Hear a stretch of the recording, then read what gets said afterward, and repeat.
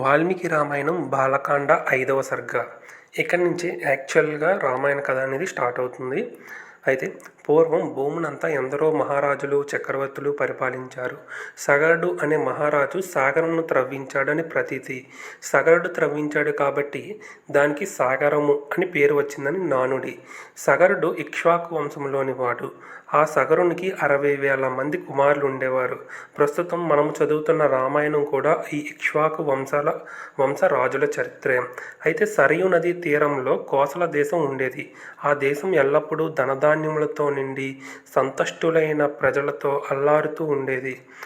ఆ నగరంలో ఎన్నో సాంస్కృతిక సంగములు ఉండేవి. నటీనటులు ఉండేవారు.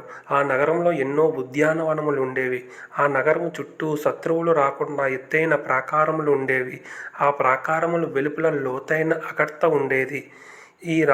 ఇవన్నీ చూస్తుంటే బాహుబలిలో చూసారా, సేమ్ అలాగే ఉంది కదా ఈ వర్ణన, అయోధ్య వర్ణన. అయితే ఈ నగరంలో ఏనుగులు, గుర్రాలు, ఒంటెలు, గాడిదలు సమృద్ధిగా ఉండేవి.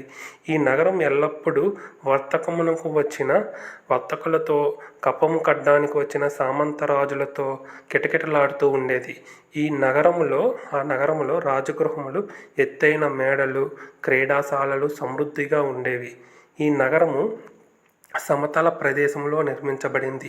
ఈ నగరంలో గృహములు మొదలగు కట్టడములు పూర్తిగా కట్టబడి ఉన్నవి. వృధాగా ఏ ప్రదేశము వదిలిపెట్టలేదు. ఆ నగరంలో సంగీత వాద్య కచేరీలు ఎల్లప్పుడూ జరుగుతూ ఉండేవి. ఆ నగరంలో ఎంతోమంది మహాయోధులు, వీరులు ఉండేవారు. వారు విలువిద్యలో సిద్ధహస్తులు, శబ్దవేది విద్యలో ప్రావీణ్యము సంపాదించిన వారు. శబ్దవేది అంటే టార్గెట్ చూడకుండా కేవలం ఆ టార్గెట్ నుండి వెలువడే సౌండ్ బట్టి టార్గెట్ని కొట్టడం అన్నమాట. మానవులు హాని చేయు క్రూర మృగములు ఆయుధములు ఉపయోగించి కానీ, ఆయుధం అందుబాటులో లేకుండా వట్టి చేతులతో కానీ చంపగలిగిన బల పరాక్రమాలు కలిగిన వారు అయోధ్యలో ఉండేవారు. అంటే క్రూర మృగాల్ని అయితే ఆయుధంతో, లేదంటే ఆయుధం లేకుండా కూడా అలాంటి క్రూర మృగాల్ని చంపేవారు అనమాట. అటువంటి సర్వలక్షణ సమన్వితమైన మహానగరమే అయోధ్య, కోసల రాజధాని. అయోధ్యను రాజధానిగా చేసుకుని దశరథ మహారాజు కోసల దేశంను పరిపాలిస్తున్నాడు. ఆ నగరంలో 4 జాతుల వారు ఉండేవారు. అందులో బ్రాహ్మణ, క్షత్రియ, వైశ్యులు అందరూ పరమనిష్ఠాగరిష్ఠులు. ప్రతిరోజు అగ్నిహోత్రం చేసేవారు. వారందరూ వేదంగాలు చదివినవారు. మంచి గుణములతో అలరారేవారు.